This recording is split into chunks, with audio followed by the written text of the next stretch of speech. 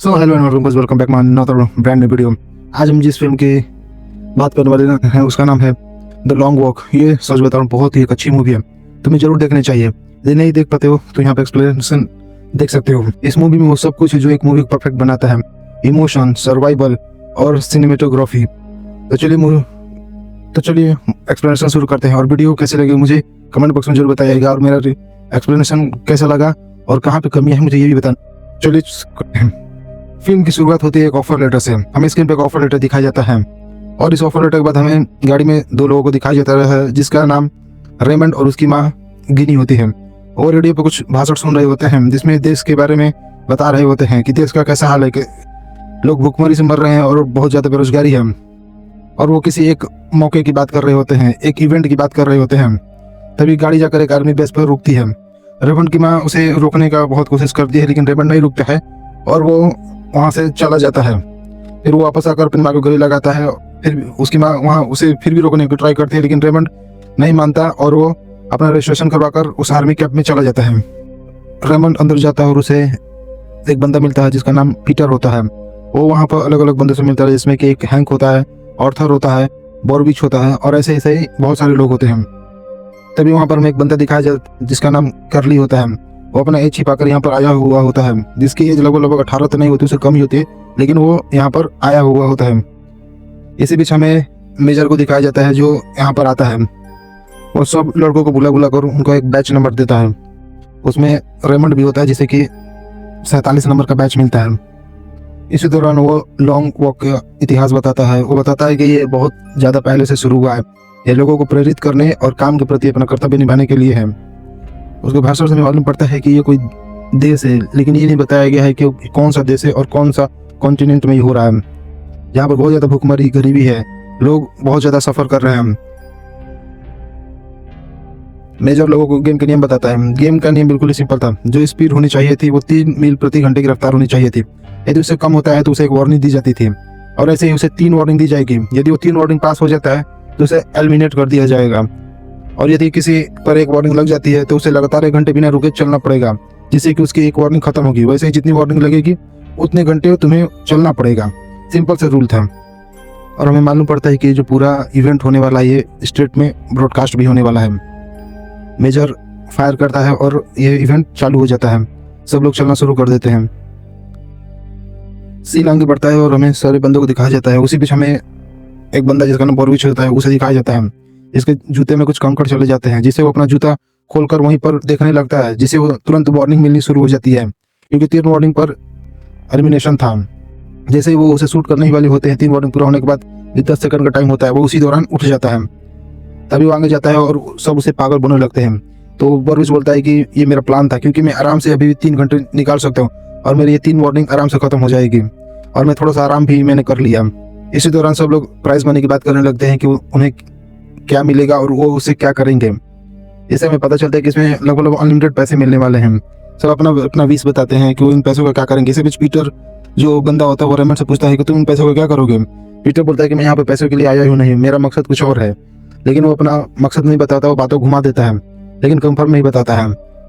इसी दौरान हमें एक और बंदे को दिखाया जाता है जिसका नाम हार्कनेस होता है, जो कि सबका नाम और पता जानकारी ले रहा होता है।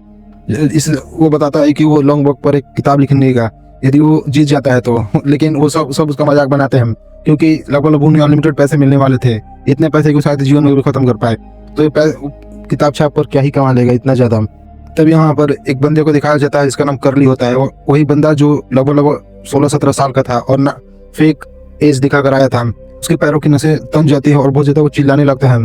तुरंत रेमंड उसके पास जाता है और उसकी हेल्प करने का ट्राई करता है और उसके पैर के दर्द को सही करने का ट्राई करता है और उसकी हेल्प करता है आगे बढ़ने में। लेकिन उसका भारी वजन कर वो उसे ज़्यादा दूर नहीं खींच पाता है और उसे बोलता है कि तुम खुद से ट्राई करो। लेकिन करली काफ़ी छोटा था लेकिन वो थक जाता है और वो वहीं पर बैठ जाता है, जिसे वार्निंग मिला उसे शुरू हो जाता है। वो बहुत ज़्यादा ट्राई करता है कि उठ पाए लेकिन उठ नहीं पाता है क्योंकि लगभग उसके पैर की नसें उसे जकड़ ली होती हैं। और यहाँ पर हमें फिल्म का पहला मौत दिखाया जाता है जिसे देखकर सारे लोग शॉक हो जाते हैं क्योंकि फिल्म में हमें यहाँ पर पहली मौत दिखाई जाती है। तब हमें मालूम पड़ता है कि यहाँ पर एलिमिनेशन का मतलब साफ साफ जीवन से हाथ धोना था। लगभग 30 बंदे थे जिसमें कि एक ही विनर होने वाला था और इसमें 29 लोग मारे जाते हैं और यहाँ पर पहली मौत हमें दिखाई जाती है। सीन आगे बढ़ता है और हमें पीटर और रेमंड के बीच बातचीत दिखाया जाता है। पीटर रेमंड से बोलता है कि तुमने जो शुरू में बोला था कि यहाँ पे लोग खुद से नहीं आते हैं, लोगों को बुलाया जाता है, ये तुमने कहाँ से पता चला? तो रेमंड बताता है कि ये मेरे पिताजी मेरे को बताया करते थे। वो उनके बारे में और भी काफ़ी चीज़ें बताता है, जिससे कि पीटर बहुत ज़्यादा उसे इम्प्रेस होता है और उनकी तारीफ करता है। पीटर भी अपनी बातें बताता है और वो बताता है कि वो बचपन से ही सॉन्ग राइटर बनना चाहता था, लेकिन वो नहीं बन पाया और आज वो गरीबी के कारण यहाँ पर है। तभी सीन आगे बढ़ते हैं, वहाँ पर एक लड़की दिखाई जाती है जो रेमंड के लिए चीयर कर रही होती है। वो सब लोग आगे बढ़ते हैं और वहाँ पर 4 लोग, जिसमें कि हैंक, रेमंड, आर्थर और पीटर होते हैं। ये लोग चारों लोग डिसाइड करते हैं कि ये लोग एक टीम की तरह काम करेंगे और एक दूसरे की हेल्प करेंगे। इसी बीच हमें बोर्कोविच को दिखाया जाता है जो उनका बहुत ज़्यादा मजाक बनाता है कि तुम लोग तो बहुत ही बच्चे हो, तुम ये क्या बच्चों की तरह टीम बना रहे हो। सीन आगे बढ़ता है और हमें एक प्लेयर को दिखाया जाता है जो कि लगभग बहुत ज़्यादा बीमार है और वोमिटिंग करते हुए जमीन पर गिर जाता है। वो तड़पने लगता है लेकिन कोई उसकी हेल्प नहीं कर सकता था, क्योंकि यदि वो करते तो वो भी एलिमिनेट हो जाते और उसे भी वार्निंग मिलनी शुरू हो जाती है, लेकिन वो उठ नहीं पाता है, जिससे कि उसे भी अपने जीवन से अंत होना पड़ता है। और यहाँ पर हमें सेकेंड डेथ दिखाई जाती है। सीन आगे बढ़ता है और हमें कुछ गांव के बच्चे और औरतें दिखाई जाती हैं। कुछ समय बाद लगभग 25 माइल पूरे हो जाते हैं। तभी सीन आगे बढ़ता है और चारों में से हैंक के पैरों में बहुत ज़्यादा क्रैम्प आने लगता है, वो भी धीमा होने लगता है। रेमंड उसे पूछता है कि तुम्हारी स्पीड क्या है? वो बताता है कि लगभग 3.4 है। रेमंड बोलता है कि तुम थोड़ा सा चाल धीमा करो। वो सब लोग चारों के चारों अपना चाल धीमा करते हैं, जिससे कि उन्हें बहुत ज़्यादा आराम मिलता है। हैंक को भी बहुत ज़्यादा आराम मिलता है। तभी बातचीत के दौरान रेमंड पीटर से उसके कटे हुए निशान के बारे में पूछता है, लेकिन पीटर उसे इग्नोर मारता है और बोलता है कि हमें चुपचाप रहना चाहिए, जिससे कि हमारी एनर्जी बची रहे। वो लोग आगे बढ़ते हैं, तभी हैंक का खाना गिर जाता है। वो रुक नहीं सकता था, क्योंकि यदि रुकता तो उसे भी वार्निंग मिलनी शुरू हो जाती। इसलिए रेमंड अपना बड़ा दिल दिखाते हुए एक दूसरे की उन्होंने कसमें खाई थी कि वो लोग एक दूसरे की हेल्प करेंगे, वो टीम है, इसलिए वो अपना खाना उसे दे देता है।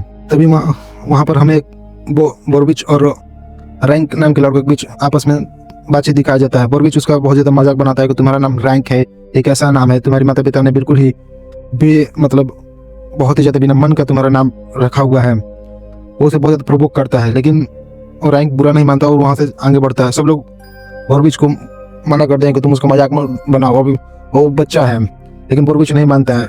वो आगे बढ़ता है और फिर उसका मजाक बनाने लगता है, यहाँ तक कि वो उसकी माँ का भी बहुत ज़्यादा मजाक बनाता है, जिससे कि रैंक बहुत ज़्यादा गुस्सा और हो जाता है और उस पर हमला करने के लिए जैसे ही आगे बढ़ता है, उस पर फाइट बैक करने की कोशिश करता है। वो वहीं पर गिर पड़ता है, जिससे कि उसका जो सर होता है, चेहरे पूरी तरह सड़क पर खसीट जाता है और उसका पूरा चेहरा डैमेज हो जाता है और दर्द के मारे वहीं पर पड़ा रहता है।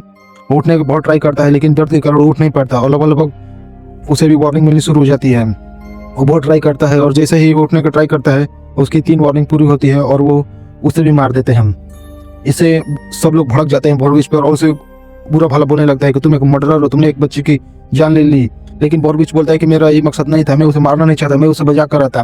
लेकिन वो सब के सब मिलकर उसे बहुत ज़्यादा ट्रोल करते हैं और उसे मर्डरर बोलने लगते हैं, जिससे बोर्विच पागल जैसा करने लगता है और वो वहाँ से आगे भाग जाता है। तभी सीन आगे बढ़ता है और हमें रिचर्ड को दिखाया जाता है। वो सबसे बोलता है कि क्या तुमने सुना, यहाँ पर मुझे पता चला है कि बहुत लोगों ने बहुत टाइम से पॉटी नहीं किया है, उनका बहुत ही ज़्यादा पेट खराब हो चुका है। और वो प्लेयर नंबर 45 है, उसका पेट बहुत ही ज़्यादा खराब होता है, उसे दिखाया जाता है और बुरी तरह पेट खराब होने का परेशान होता है। बीच सड़क पर ही अपना काम पूरा करने का ट्राई करता है, लेकिन उसका वार्निंग पूरा हो जाता है और जैसे ही तीसरी बार रुकता है, वो उसी हालात में उसे मार देते हैं। सारे लोग बिल्कुल ही खौफ में चले जाते हैं कि ये लोग कितने ज़्यादा निर्दयी हैं, ये लोग यहाँ तक कि लोगों को पूप करने भी नहीं देते हैं। सीन आगे बढ़ता है और हम शाम होने लगता है, लगभग 25 माइल पूरे हो चुके होते हैं और पीटर और रेमंड एक दूसरे को मोटिवेट करते हैं। और इसी बीच रेमंड अपनी माँ का सपना देखने लगता है। तभी पीटर उसे जगाता है, लगभग भोर हो चुकी होती है और 3 बज रहे होते हैं। तभी पीटर रेमंड से उसकी माँ के बारे में पूछता है। वो अपनी माँ के बारे में बताता है कि उसका नाम बताता है और साथ में बोलता है कि वो उसे बहुत ज़्यादा ही मिस कर रहा है। और वो इसी दौरान बताता है कि मेरी माँ अभी फ्रीपोर्ट में रह रही है, वो इसी रास्ते में पड़ेगा, वो बीच में यदि वो जिंदा रहा तो उसे मिल पाएगा। इसी बातचीत के दौरान रेमंड का पैर लड़खड़ाने लगता है और वो वहीं पर गिर जाता है, जिससे उसे 3 वार्निंग मिल जाती है। पीटर उसे सहारा देने का बहुत ट्राई करता है, लेकिन रेमंड पता नहीं क्यों उसी पर भड़क जाता है और उसे बोलने लगता है कि तुम तो चाहते हो कि मैं मारा जाऊं। पीटर बुरा नहीं मानता है और रेमंड वहां से निकल जाता है। तभी हमें यहाँ पर एक सड़क दिखाई जाती है जो कि ऊपर की तरफ जाती है, जिसे चढ़ने के लिए बहुत ही ज़्यादा बल लगाना पड़ता है और लगभग सब थक चुके थे। यहाँ पर हमें पता चलता है कि यहाँ पे बहुत लोग मारे जाने वाले हैं और उसी में कोई बोलता है कि हाँ, सबसे ज़्यादा हर साल लोग इसी चढ़ाई के दौरान मारे जाते हैं। तभी सब लोग चढ़ना शुरू करते हैं। बहुत से लोग तो पहली वार्निंग, तो किसी को लास्ट वार्निंग पहले ही मिल चुकी रहती है और उनको 2-3 वार्निंग बची रहती है। गनमैन उनके सर पर गन रखकर चल रहे होते हैं और हमें गोलियों की बारिश दिखाई जाती है। लोग एक एक करके मारे जाते हैं। इसी बीच रेमंड भी पूरा जान लगा कर आगे की तरफ भागता है और पूरा ट्राई करता है, क्योंकि उसकी भी 3 वार्निंग पूरी हो चुकी थी। उसका एक मिस्टेक और वो भी वहाँ पर मारा जाता है। जैसे ही वो थोड़ा सा हल्का सा धीमा होने लगता है, तुरंत वहाँ पर पीटर आता है और उसको ढकेलते हुए ऊपर की तरफ आगे की तरफ पुश करता है और उसकी पूरी हेल्प करता है। और जैसे तैसे वो उसको ऊपर की तरफ ढकेलते हुए उस आगे बढ़ता है और ये जो पूरा रास्ता था वो उसे क्लियर कर जाते हैं। सीन आगे बढ़ता है और रेमंड पीटर पर किए हुए बेकार गुस्से के लिए बहुत ज्यादा माफी मांगता है। वो बोलता है कि मैंने तुम पे फालतू का गुस्सा किया। पीटर काफी अच्छा दोस्त था, वो उसे माफ कर देता है। फिर हमें सुबह का सीन दिखाया जाता है और लगभग 60 मील पूरे हो चुके थे। डे 2 भी स्टार्ट हो चुका था। तभी पीटर बताता है कि लगभग रात को 14 लोग मारे गए उस चढ़ाई के दौरान।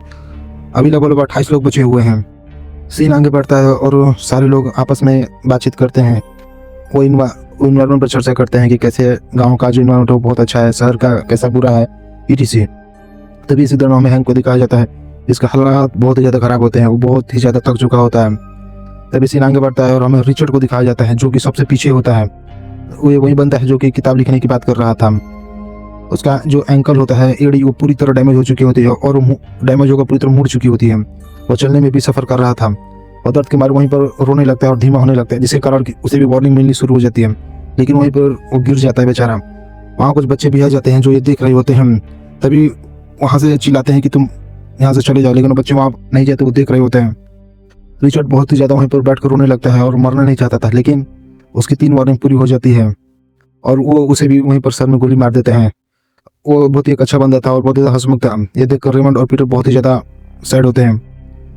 सब थके हारे थे। आगे बढ़ते हुए 100 माइल पूरे होते हैं। वहाँ पर हमें 100 माइल का बोर्ड भी दिखाया जाता है। तभी उसमें से एक बंदा भागने की कोशिश करता है शहर की तरफ, लेकिन बेचारा वो भी मारा जाता है। सीन आगे बढ़ता है और आपस में जीत के बाद वो लोग क्या करेंगे इस पर वो लोग डिस्कस करते हैं। कोई लड़की तो कोई पैसा, etc की बातें वो लोग करते हैं। इसी बीच रेमंड सभी वो लोग पूछते हैं कि तुम किस लिए यहाँ पर हो, लेकिन वो पहले भी बोल चुका था कि मुझे पैसे नहीं चाहिए। वो बातों को बार बार घुमाते रहा था। वो चलते चलते उस मेजर और ये गेम को गाली बकने लगते हैं, क्योंकि वो लोग ये इतना सब देखने के बाद इस गेम से बहुत ही ज़्यादा नफरत करने लगे थे और वो मेजर को और उस गेम को बहुत ही ज़्यादा गालियाँ देते हैं। और रात होने लगती है, साथ में बारिश भी। फिर हमें डे 3 दिखाया जाता है और लगभग 144 माइल पूरे होते हैं। तभी चलते चलते ऑर्थर का पेट खराब होने लगता है। वो सड़क पर ही अपना काम शुरू कर देता है, लेकिन वार्निंग पूरा होने से पहले ही उठ जाता है और बच जाता है। यहाँ पर ऐसा नियम था कि तुम्हें कोई भी प्रॉब्लम है तुम रुक नहीं सकते हो, भले ही तुम्हें 2 नंबर लगा हो, तुम कुछ नहीं कर सकते। सीन आगे बढ़ता है और पीटर और रेमंड दोनों अकेले आगे बढ़ रहे होते हैं। तभी जो पीटर होता है रेमंड से पूछता है कि तुम अब मुझे बता सकते हो कि तुम यहाँ पर क्यों आए हो? मैं किसी से नहीं बताऊंगा। रेमंड एग्री कर देता है और उसे बताता है कि मेरे पिता बहुत ही महान और अच्छे इंसान थे। वो अपने पिता के बारे में बताता है कि वो उसे जो बैन की गई बुक्स थी उनके बारे में वो बताते थे और उसे पढ़ाते थे और उसे भड़काने वाले गाने सुनाते थे, जिसके कारण उन्हें जेल भी हो सकती थी। लेकिन जब वो एक रात डिनर कर रहे होते हैं तभी वहाँ पर पुलिस वाले आ जाते हैं और उसके पिता को घर से अरेस्ट कर लेते हैं। और उनका जुर्म बताते हैं कि उसने बैन चीज़ों को अपने पास रखा था और लोगों को भड़काया था। वहीं यहाँ पर हमें वही मेजर को दिखाया जाता है जो इस खेल को आगे बढ़ा रहा था। वो उसे पूछता है कि तुम्हारे पास 2 ऑप्शन है। पहला ऑप्शन ये होता है कि तुम राज्य के प्रति अपनी वफादारी की शपथ लो या तो मौत चुनो। लेकिन उसके पिता मना कर देते हैं और वो मौत को चुन लेते हैं, जिसके कारण मेजर वहीं पर उन्हें गोली मार देता है। यह सुनकर पीटर बहुत ही ज़्यादा दुखी होता है। तभी रेमंड उसे बताता है कि यदि मैं जिंदा रहा और ये जीत जाता हूँ तो मैं अपने विष में गन लूंगा और इस मेजर को वहीं पर मार दूंगा। जिसे हमें पता चलता है कि रेमंड किस लिए यहाँ पर आया था। वो अपने पिता का बदला लेने आया था। वो अपने विष में एक गन मांगता और वहीं पर उस मेजर को मार डालता। लेकिन पीटर समझदारी दिखाते हुए उसे समझाने की पूरी कोशिश करता है, ऐसा करने से कुछ नहीं बदलने वाला, क्योंकि हमारा पर्सपेक्टिव बदलना होगा जिंदगी को देखने का। वो अलग अलग एग्जाम्पल भी उसे देता है। वहाँ पर एक खड़ी फैमिली को भी उसे दिखाकर उसे एग्जाम्पल देता है कि देखो ये फैमिली को देखो। सीन आगे बढ़ता है और हमें 170 माइल पूरे होते दिखाई देते हैं और आगे सीन में एक प्लेयर सोल्जर से गन लेने का ट्राई करता है, लेकिन वो टैंक के नीचे आ जाता है और वो भी बेचारा वहीं पर मारा जाता है। इसी बीच एक और प्लेयर रोड के पार करने का ट्राई करता है, वो भी वहाँ पर मारा जाता है। इसी तरह लगभग 2 लोग मारे जाते हैं। क्योंकि वो इतने ज़्यादा थक चुके होते हैं, इतने ज़्यादा फ्रस्ट्रेट हो चुके होते हैं कि उन्हें अब लगता था कि मौत ही बहुत आसान चीज़ है, इसलिए वो मौत को चुन लेते हैं। हम हैंक को देख पाते हैं कि वो पूरी तरह टूट चुका होता है और उसका भी अब अंतिम समय आने वाला था, उसे मालूम पड़ता है। अगले सीन में हमें रात का सीन दिखाया जाता है और लगभग 201 माइल लगभग पूरे हो जाते हैं। इसी बीच आपस में एक दूसरे के हालात बात करते हुए हैंक को देखकर लगता है कि अब वो जीने का इरादा छोड़ चुका है। रेमंड उसके पास जाता है और उसे हंसाने का और मोटिवेट करने का पूरा ट्राई करता है, लेकिन शायद उसने अपना मन बना लिया होता है और हैंक बहुत ही ज़्यादा इमोशनल होने लगता है। वो कुछ बुदबुदाने लगता है और अपने इमेजिनेशन को प्रकट करने लगता है। रेमंड उसे बहुत ही ज़्यादा मोटिवेट करता है, लेकिन शायद अब देर हो चुकी थी। हैंक वहीं पर रुक जाता है और पीछे की तरफ भागने लगता है। सब उसे रोकने का ट्राई करते हैं, लेकिन हैंक को वो लोग पैर में गोली मार देते हैं और उसे तड़पने के लिए वहीं पर छोड़ देते हैं ताकि ये देखकर कोई ऐसा दोबारा ना करे। और थॉर तुरंत उसके पास जाकर उसे बचाने का बहुत ट्राई करता है, लेकिन उसे भी वार्निंग मिलनी शुरू हो जाती है। रेमंड उसे तुरंत खींचकर वापस लाता है क्योंकि उसे मालूम था कि यदि वो उसे नहीं बचा पाता, क्योंकि उसे भी उसकी भी वार्निंग पूरी होने वाली थी। यदि वो नहीं जाएगा वो भी मारा जाता। हैंक को वो लोग वहीं पर तड़पते देखते रह जाते हैं, लेकिन वो कुछ नहीं कर पाते हैं और अंततः लास्ट में उसे भी उसके सर में गोली मार देते हैं। हैंक काफ़ी एक अच्छा बंदा होता था। ये सब कुछ देखकर वो लोग काफ़ी ज़्यादा निराश थे। वो एक दूसरे को बहुत शांत करते हैं और थर को लोग संभालते हैं क्योंकि वो उसका बहुत ही अच्छा दोस्त था और दोनों इस दौरान साथ साथी थे। अब हमें डे 4 को दिखाया जाता है। 209 माइल लगभग पूरे हो चुके होते हैं। इसी बीच हमें कुली पार्कर नाम के बंदे को दिखाया जाता है, जो कि हैंक के बारे में बताता है कि ये अपनी बीवी का अकेला था, मतलब कि अपनी बीवी के साथ ही रहता था। ये बात उसने कॉन्टेस्टेंट शुरू होने से पहले बताई थी। तभी रेमंड बोलता है कि चलो हम लोग आपस में एक वादा करते हैं, हम डिसाइड करते हैं कि जो भी ये जीत जाता है इवेंट को तो उसकी बीवी की हेल्प करेगा पैसे से या किसी भी तरह, ताकि वो अपनी अच्छी लाइफ जी सके। वो सबके लिए पूछता है कि तुम लोग क्या इसके लिए करोगे। सब लोग राजी हो जाते हैं, लेकिन जो बोरविच नाम का बंदा होता है जो सबको प्रोवोक करता था, सबको चिढ़ाता था, वो लोग उससे नहीं पूछते हैं, जिससे कि बोरविच बहुत ही ज़्यादा दुखी होता है। बोरविच रेमंड से बोलता है कि तुम्हारे दोस्त ने मेरे से नहीं पूछा, मैं चाहता हूँ कि वो मुझसे भी पूछे, लेकिन उसने मेरे से पूछा ही नहीं। वो अपने किए पर बहुत ही ज़्यादा पछतावा कर रहा था और बोलता है कि मैंने शुरू में तुम लोगों के साथ अच्छा व्यवहार ही नहीं किया। मैं बहुत ही ज़्यादा मतलबी इंसान हूँ क्योंकि मैं शुरू से ही लोगों को परेशान करता आया हूँ और मैं हमेशा काम शुरू से ही बिगाड़ कर शुरू करता हूँ, क्योंकि मैं बचपन से अकेले रहा हूँ। मुझे क्राउड का आदत नहीं है। जिससे हमें पता चलता है कि बोरविच काफ़ी ज़्यादा दुखी था इस चीज़ को लेकर और बहुत ही ज़्यादा पछतावे में जी रहा था। इसी तरह बताता है कि वो रेमंड से बोलता है कि मैं भी हैंक की पत्नी की हेल्प करूंगा यदि मैं जीत जाता हूँ। रेमंड बोलता है कि ठीक है, तुम भी इसकी पत्नी की हेल्प कर देना।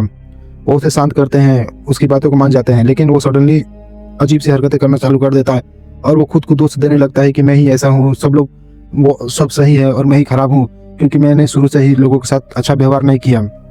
और वो सडनली एक नुकीली चीज़ अपने अंदर से निकालता है और अपने गले में मारना चालू कर देता है, जिससे कि वो वहीं पर घायल होकर गिर जाता है। सैनिक वहाँ पर तुरंत आता है और उसे वार्निंग देना शुरू कर देता है, लेकिन अब उसका टाइम आ चुका था और वो उठ तो पाता नहीं है, जिससे कि वो उसे वहीं पर शूट कर देते हैं। अब हमें रात का सीन दिखाया जाता है और लगभग 260 माइल पूरे होते हैं। अगले सीन में हमें थोड़ा सा कन्वर्सेशन दिखाया जाता है और सीन आगे बढ़ता है और रेमंड का जो जूता होता है पूरी तरह फट जाता है, जिसके कारण वो उसे वहीं पर खोल कर फेंक देता है। तभी हम देख पाते हैं कि फ्रीपोर्ट नाम का जो शहर था वो लोग वहाँ पर पहुँच जाते हैं, जहाँ पर रेमंड की माँ रहा करती थी। वो वहीं पर उसे मिलती है। थोड़ी दूर चलने के बाद रेमंड उसकी माँ को देख पाता है, लेकिन वो हाय बोलकर इग्नोर करके चल देता है। लेकिन वो भागते हुए वापस अपनी माँ के पास आता है और उसे चिल्ला चिल्ला कर रोने लगता है क्योंकि बहुत ही ज़्यादा पछतावे में था और वो सिर्फ एक बार अपनी माँ को गले लगाना चाहता था। उसकी माँ भी बहुत ही ज़्यादा रोने लगती है और रेमंड के जो चेहरे पर था हमें साफ साफ पता चलता है कि बहुत ही ज़्यादा रिग्रेट में, और वो किसी तरह माँ को एक बार गले लगाना चाहता था, लेकिन वो यदि ये लाइन क्रॉस करता है, मतलब रोड के पार जाता, तो वो उसे भी शूट कर देता है, इसलिए वो माँ को गले नहीं लगा पाता है। पीटर तुरंत रेमंड को खींचकर वापस लाता है, बोलता है कि तुम ये क्या कर रहे हो, तुम इतनी दूर आ चुके हो, तुम्हें ये इवेंट जीतना पड़ेगा ताकि तुम अपनी माँ से मिल सको। और वो उसे समझाता है जिससे कि वो शांत हो जाता है। अपने किए पे बहुत ज़्यादा रिग्रेट कर रहा था। हमें फिल्म में साफ साफ पता चलता है कि रेमंड अब ये सबसे थक चुका था। वो बिल्कुल ही उसका जो पर्सपेक्टिव था वो बदल चुका था। वो अपने पिता की तरह वो गलती नहीं दोहराना चाहता था, ऐसा बोलता है, क्योंकि वो मारा जाता है तो उसकी माँ अकेले हो जाएगी और शायद आखिरी बार भी वो अपनी माँ को गले नहीं लगा पाएगा। इसी बीच पीटर उसे समझाता है और अपनी कहानी भी बताता है कि जब वो बच्चा था तो उसके माता पिता मारे गए थे तभी उसे एक शराबी ने पाला था जो उस पर बहुत ही ज़्यादा टॉर्चर करता था, लेकिन वो भी एक बार बीमार होकर मर गया, जिसके कारण वो चोरी लड़ाई करना चालू कर दिया, लोगों को लूटना चालू कर दिया। इसी बीच वो अपने कटे हुए दाग के बारे में बताता है कि कैसे उसे दाग मिली थी। वो बताता है कि उसने एक बार एक व्यक्ति पर हमला किया था, उस आदमी ने उसे एक दाग दिया था, वो बड़ी मुश्किल से बच पाया था क्योंकि वो उसे वहीं पर मरने को छोड़ गया था। जैसे तैसे वो वहाँ से बच निकला था और हॉस्पिटल में कैसे भी इलाज कराकर वहाँ से बच पाया, और उसे लगभग इसकी वो दूसरी ज़िंदगी थी। इसलिए वो चाहता था कि यदि वो पैसे जीतते हैं तो जितने भी अनाथ लोग बेसहारा जो उसकी तरह थे या हैं उसकी वो हेल्प कर सकें। और वो रेमंड से भी बोलता है कि यदि तुम जीत जाते हो तुम नफरत को छोड़ देना, प्यार को चुनना और अपना इनाम लेकर अपनी माँ के पास वापस लौट जाना। और रेमंड लगभग उसकी बातों से एग्री करता है क्योंकि वो समझ चुका था कि यदि वो भी मारा जाएगा तो उसकी माँ का क्या होगा। और ये सब इतना सब देखने के बाद शायद उसको भी ये फील आने लगा था कि ये सब करने का कोई फायदा नहीं है। सीन आगे बढ़ता है और लगभग 306 माइल पूरे होते हैं। अब सिर्फ 5 लोग बचे थे, रेमंड, पीटर, आर्थर, स्टेपिस और पार्कर। स्टेपिस सबसे बोलता है कि यदि कोई गिर जाता है तो आपस में हेल्प नहीं करेंगे, और ये कुछ हद तक रेमंड भी राजी होता है, लेकिन पीटर राजी नहीं होता है। इसी बीच हमें मालूम पड़ता है कि जो आर्थर था उसके नाक से बहुत ही ज़्यादा ब्लड आना शुरू हो चुका था क्योंकि वो इतना ज़्यादा चल चुका था कि उसकी नाकों से खून आने लगा था। तभी अगले सीन में हमें पार्कर को दिखाया जाता है जो कि इतना ज़्यादा फ्रस्ट्रेट हो चुका था कि वो पूरी तरह पागल हो चुका था। वो इधर उधर भागने लगता है और वहाँ पर एक सोल्जर पर हमला कर देता है और वहाँ पर एक सोल्जर को तो मार देता है, लेकिन इसी बीच वो भी मारा जाता है बेचारा। सीन आगे बढ़ता है और लगभग 324 माइल पूरे होता है और आर्थर पूरी तरह टूट चुका था। उसके नाक से बहुत ही ज़्यादा खून आना शुरू हो चुका था। वो अपने खून से इतना ज़्यादा भीग चुका था कि उसका शरीर जो था वो पूरा लाल हो चुका था। तभी वो अपनी नानी को याद करने लगता है। वो बताता है कि जब वो छोटा था उसके नाक से ऐसे ही खून आया करता था तो उसकी नानी ऐसे ही उस पर बर्फ लगाया करती थी और पूरी तरह वो भी टूट चुका था। पीटर और रेमंड उसकी बहुत ही ज़्यादा तारीफ करते हैं, बोलते तुमने बहुत ही अच्छा खेला। और तो अपना एक जो गले का माला होता है वो निकाल कर रेमंड को दे देता है और उसे बोलता है कि यदि मेरी दादी को ये दे देना। उनसे पीछे ना देखने के लिए बोलता है क्योंकि वो अब उसे हाथ छुड़ाकर वो पीछे की तरफ भागने लगता है और वो लोग उसे भी मार देते हैं। सीन आगे बढ़ते हुए लगभग 326 माइल पूरे हो जाते हैं। अब से 3 लोग बचे हुए थे, एक था रेमंड, दूसरा था पीटर और तीसरा था स्टेबिंस। अगले दिन में तीनों का कन्वर्सेशन हमें दिखाया जाता है जो कि बहुत ही सही कन्वर्सेशन था, काफ़ी इमोशनल था। इस दिन स्टेबिंस अपनी हालत बताता है कि उसका लीवर बुरी तरह डैमेज हो चुका है, फेफड़े भी काम नहीं कर रहे हैं और उसका पूरा शरीर सफ़ेद पड़ चुका है और उनके फेफड़े और लीवर में भी पानी भर चुका है। इसी बीच वो बताता है कि ये जो मेजर है ये उसी का बेटा है। मेजर बहुत सारी औरतों से शादी करता था और उनसे बच्चे पैदा करता था, लेकिन उसे खुद ही नहीं मालूम होता था कि कौन उसका बेटा है। स्टेबिंस बताता है कि उसकी आखिरी इच्छा यही थी कि वो मेजर से एक बार गले मिल सके क्योंकि वो उसका बाप था, लेकिन वो उसकी इच्छा ये पूरी नहीं हो पाती है और वो गिव अप कर देता है। वो भी पीछे की तरफ मुड़ कर जाता है और सोल्जर से बोलता है कि लो मुझे भी मार दो।